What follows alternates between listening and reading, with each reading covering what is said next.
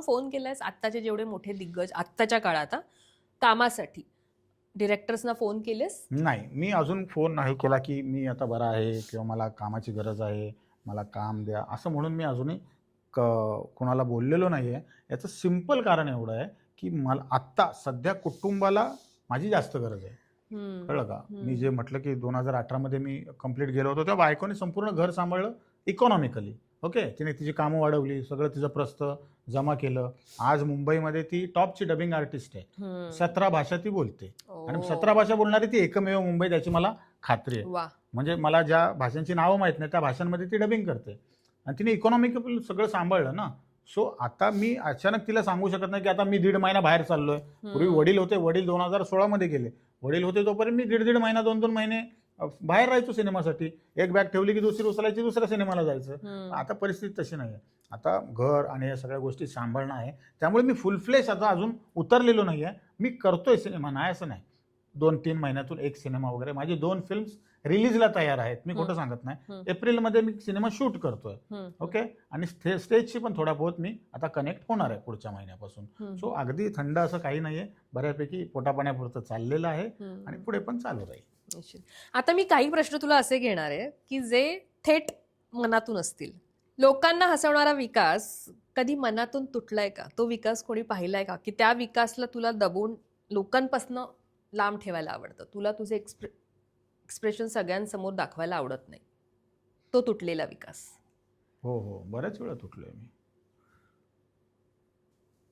खूप वेळा तुटलोय. मला असं आता एक नाही आठवत, पण मला माझी दुःख नाही मला लोकांना दाखवायला आवडत. मग तेच उत्तर हवंय. त्यासाठी बायको खर्च करून लग्न केलं एवढं, त्यासाठी बायको आहे. कधी काही दुःख झालं काय, आणि मुळात आम्ही नवरा बायकोसारखं आम्ही राहतो. आम्ही फ्रेंड्स आहोत आणि ती पण यदा कदाचित मधली, मी पण यदा कदाचित मधला. त्यामुळे तेव्हा जसं आम्ही बोलायचो तसंच आज बोलतो. त्यामुळे अगदीच मनातलं काही हे असेल तर मी फक्त बायकोसमोर एक्सप्रेस होतो, अजून मी कोणासमोर नाही एक्सप्रेस होत. आणि ज्या गोष्टींचा फायदाच नाही आहे, उगाच मी सिंपती मिळवून काय करणार आहे, काय त्याला काय मजा नाही आहे. त्यापेक्षा देवाने जे लाईफ दिलं आहे ते फेस कर आणि त्याच्या पुढे जगत राहा, ह्या मताचा मी आहे. कलाकारांच्या आयुष्यात नेहमी असं असतं की शो मस्ट गो ऑन. कधी असं झालं एखादा प्रसंग की मनात असंख्य वेदना लपवून तू ऍक्ट करतोयस? मनात कशाला, अगं शारीरिक वेदना होत्या तोंडावर, त्या घेऊन मी प्रयोग केलेला आहे. मी एकदा ट्रेनमधून पडलो होतो. माझा प्रयोग होता रात्री बोरिवलीला.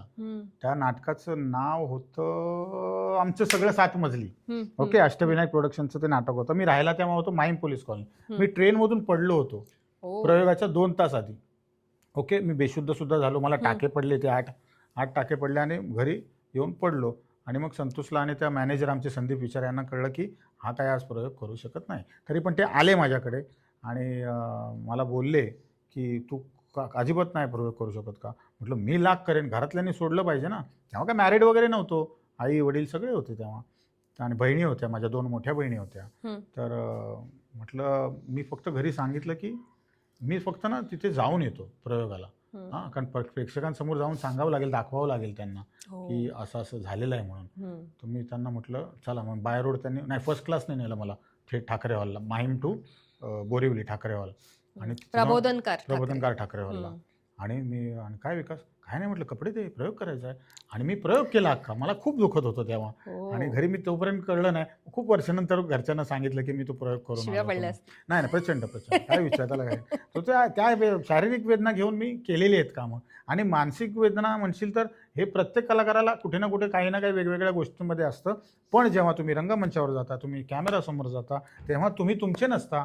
त्यामुळे तुम्हाला प्रेक्षकांना तुम्हाला तुमची दुःख दाखवण्याचा तुम्हाला हक्क नसतो, तुम्हाला तो अधिकार नसतो. तुम्ही संपूर्णपणे त्यांचे असता. त्यामुळे तुमच्या दुःखाचा भागच येत नाही. तुम्हाला जी संहिता दिली गेली आहे, जे तुमचे डायलॉग्स आहेत, जी तुमची भूमिका आहे, ती 100% तुम्हाला प्रेक्षकांसमोर आणावीच लागते. कलाकार म्हणून तू इतके ऍक्ट केले असतील, वेगवेगळे सीन केले असतील, कधी ते कठीण वाटले असतील, कधी छान सोपे वाटले असतील, त्या कठीणनं तू सोपं केलं असशील. पण आयुष्य जर एक स्टेज असता आणि त्यावर तुला ऍक्ट करायचं, तर कुठला कठीण सीन तुझ्या आयुष्यातला तो आहे जो ऍक्ट करताना किंवा जो परफॉर्म करताना तुला खूप त्रास झाला? मी हॉस्पिटलमध्ये होतो ना, तेव्हा ना मला फक्त अशा स्लाइड्स काही दिसायच्या, ओटीतल्या स्लाइड्स, कोणतरी भेटायला आले अशा स्लाइड्स.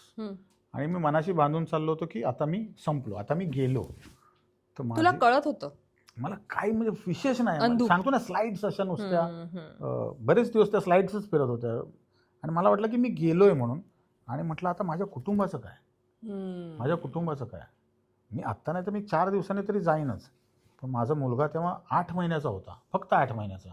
आणि माझी मुलगी पण तेव्हा हार्डली 3री-4थीला वगैरे असेल, लहानच रे. 3री-4थीला असेल. आणि मग म्हटलं संपलं, आता पुढे काय. तर तो जो काही दिवसांचा जो काळ होता ना, की कसं काय मी माझ्या मृत्यूनंतर होणार काय, ह्या लोकांना सांभाळणार कोण. इकॉनॉमिकली तर बायको सांभाळून घेईल सगळं व्यवस्थित, ठीक आहे, माझी मोठी बहीण पण आहे, ती पण सांभाळून घेईल. पण माझ्या लेकरांचं काय, त्यांना विना बाप जर राहावं लागलं तर काय. तर त्या ज्या आठवणी आहेत ना, ते कॅरी करणं खूप खूप कठीण होतं. आणि परमेश्वराने अद्भुत कार्य माझ्या जीवनात केलं आणि मला त्या सगळ्या प्रसंगांमधून बाहेर काढलं. आणि अशी वेळ कुणावरच येऊ नये, अशी वेळ कुणावरच येऊन. प्रत्येक माझं सरळ म्हणणं आहे, आपलं छान आयुष्य जगा, वय होईल तेव्हा निघून जावं. काय इथे कोण अमरपट्टा घेऊन आलेलं नाही आहे. पण अशा प्रकारे एखाद्याचं निघून जाणे खरंच वेदनादायी असतं, त्याच्या कुटुंबासाठी खूप वेदनादायी असतं. तर हा जो पॅच होता माझ्यासाठी तो खूपच वाईट होता. लोकांना हसवणं हा तुझा व्यवसाय आहे, तुझ्या अभिनयातून ते हसवतोस. पण असं तू स्माईल आणतोस लोकांच्या चेहऱ्यावर. पण अशी एखादी व्यक्ती जिला पाहिलं की तुझ्या चेहऱ्यावर स्माईल येतं? कोण म्हणशील तर मी फॅमिलीच बघेन. माझी बायको आहे, माझी मुलगी आहे, माझा मुलगा आहे, माझी बहीण आहे. जेव्हा हे काय म्हणतो त्याला, स्ट्रेसमध्ये असतो किंवा काय असतो, फक्त मुलाशी 5 मिनिटं बोलतो, सगळा स्ट्रेस निघून जातो. कळलं का. किंवा जेव्हा मी कामसुद्धा करायचो, मी खूप डेंजररित्या काम करायचो. माझं नाटक चालू होतं, माझा सिनेमा चालू होता, माझे इव्हेंट चालू होते. मी खूप रेअरली मी घरात असायचो. सुपाऱ्या घ्यायचो. कळलं का. त्यावेळेची एक लिस्ट होती आर्टिस्टची, सुपारी किंग बनायचे आम्हाला. आणि पण घरी तेव्हा मुलगी खूपच लहान होती, माझे वडील पण होते तेव्हा माझे. मुलगी खूपच लहान होती, 2009चा जन्म आहे तिचा. आणि मग तिला बघितलं ना, किती तुम्ही थकलेला असायचो, पण तिला बघितलं की एकदम फ्रेश वाटायचं. त्यामुळे ह्या ज्या काही व्यक्ती आहेत आयुष्यातल्या, ज्या ममता माझी बायको, तिने माझ्यासाठी खूप केलं आहे, माझ्या सर्वायवलसाठी तिने खूप काही केलं आहे आणि माझ्या कुटुंबाला खूप छानरित्या सांभाळलेलं आहे. त्यामुळे अशा काही ज्या व्यक्ती आहेत की यांना बघितलं की मला बरं वाटतं, फ्रेश वाटतं. मला सांग, तुला लोकांनी कॉमेडियन म्हणून लक्षात ठेवावं असं वाटतं की माणूस म्हणून? विकास समुद्रे हा असावा? नाही, अल्टिमेटली तुम्ही कुठल्याही क्षेत्रामध्ये असा, तो अभिनेताच असो, नाही तर कॉमेडियनच असो, नाही तर कोणी असो, तुम्हाला अल्टिमेटली तुम्हाला माणूस म्हणून लक्षात ठेवणं फारच आवडेल. ऑब्व्हियसली निळू फुले आज एवढा मोठा कलाकार होता, वेगवेगळ्या टाईपची त्यांनी भूमिका केल्या, पण आजही त्यांना एक समाजसेवक, एक चांगला माणूस म्हणून लोक आजही त्यांना लक्षात ठेवतात. पण बेसिकली कॉमेडियन तू मला मगाचपासून म्हणतेस, ऍक्च्युली मी कॉमेडियन नव्हतोच कधी. मी कधीच कॉमेडियन तू सगळ्या केल्यास, पण जास्त लक्षात राहिलास तेव्हाच नाही. मी फार आधी जातो, थोडासा मागे जातो. आविष्कार नावाची संस्था आहे माहीमला, सुलभा देशपांडेंची. त्यांच्या नाटकात त्यांचे कसे पॅरल नाटकं असायची सगळी, त्या टाईपची मी नाटकं करायचो. एकांकिका माझ्या सगळ्या खूप सिरियस होत्या. मी काही दीर्घांक केले, ते पण खूप सिरियस होत्या. पण झालं काय, कॉमेडी मी अचानक केली यदा कदाचित मध्ये. कळलं का तुला. तो पहिलाच प्रसंग होता माझ्यासाठी कॉमेडी करण्याचा, यदा कदाचित. ते पण एवढं ऑलरेडी हिट झालेलं नाटक माझ्या पदरी पडलं.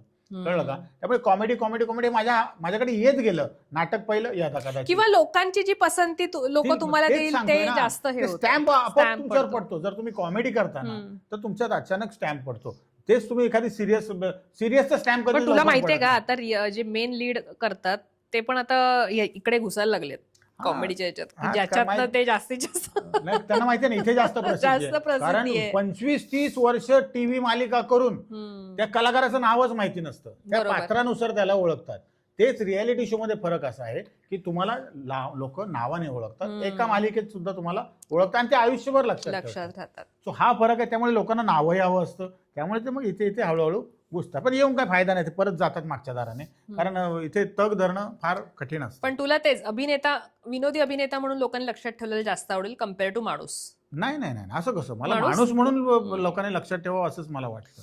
आता माझ्या बऱ्याच गोष्टी आहेत ज्या आपण समोर आणत नाहीत. कळलं का. आता एक काळ होता, खूप पैसा खूप होता तेव्हा, बऱ्याच गोष्टी चालू असायच्या. मग हळूहळू मी काय केलं, जे वाढदिवस होते घरातल्यांचे ते घरात सेलिब्रेट नाही करायचे, म्हणजे छोटासा करायचा घरात. आमच्याकडे वसई विरारला ना वृद्धाश्रम आहेत बरीच, मग आम्ही हा. तिकडे जायचो सकाळी. वा. सकाळी तिकडे जायचो, त्यांच्यामध्ये मग त्यांना जेवण वाटप करायचो आणि मी त्यांच्यासाठी ऍक्ट करायचो, कारण ते लोक फू बाय फू वगैरे बघायचे, हम्म. कॉमेडी एक्सप्रेस वगैरे बघायचे. तर हम्म. त्यांना एकतर मला बघूनच त्यांना त्या म्हाताऱ्यांना जेवढे काय वृद्ध लोक होती बरोबर. सगळे, Yes, कारण त्यांची yes. प्रत्येकाची काही ना काही खंत असायची, हम्म. प्रत्येकाची काही ना काही बॅकग्राऊंड, तर मला बघून त्यांना खूप बरं वाटायचं. आणि मग त्यांच्यासमोर मी ऍक्ट करायचो 15-20 मिनिटाचा किंवा मग हम्म. अर्ध्या तासाचा. ते लोक म्हणतील तोपर्यंत मी तो ऍक्ट करायचो. वा आणि वा. मग त्यांचे जे काय मग आशीर्वाद मिळायचे ते सगळे ते मी, मोठे माझी मुलगी, हे सगळं आम्ही एकत्र भरभरून घेऊन जायचो ना. सो अशा काही गोष्टी आहेत. माझे काही मित्र आता काही हयात पण नाही आहेत, त्यातले काही नावं घेण्यात काही पॉईंट नाही. हम्म. त्यांना गरज असेल तेव्हा मी खूप मदत केली, आर्थिकरित्या मदत केलेली आहे. काही लोकांचं काही ऑपरेशन आहे त्यांना मदत हम्म. केली आहे. आणि कोणाला एखाद्या भावाला लॅपटॉप घ्यायचा आहे त्यांना हम्म. मदत केली आहे. एखाद्या भावाला पळून जाऊन लग्न करायचं आहे त्याला मदत केलेली आहे. पण ह्या सगळ्या गोष्टी ना मी बायकोला न सांगता करायचो. आत्ता तिला हळूहळू एकेकाने कोणतरी सांगतो 20 वर्षाने 15 वर्षाने की दादाने आम्हाला अशी हेल्प. अरे मला कधी हो. सांगायचंच नाही म्हणे हा. त्यामुळे कसं असतं बघ, अल्टिमेटली ह्या ज्या गोष्टी मी करत राहिलो ना, कळलं का, तर कदाचित त्यामुळेच वाचलोय मी. ह्या ज्या चांगल्या गोष्टी तुमच्या लाईफमध्ये तुम्ही आशीर्वाद करता, मिळतात. ते हा. आशीर्वाद तुम्हाला मिळतात, मिळतात. कळलं का. आणि नाहीतर तुम्ही छोट्या छोट्या चुकीच्या गोष्टी करत राहाल ना, तर त्याचे श्राप सुद्धा तुम्हाला लागतात. तसेच लागतात.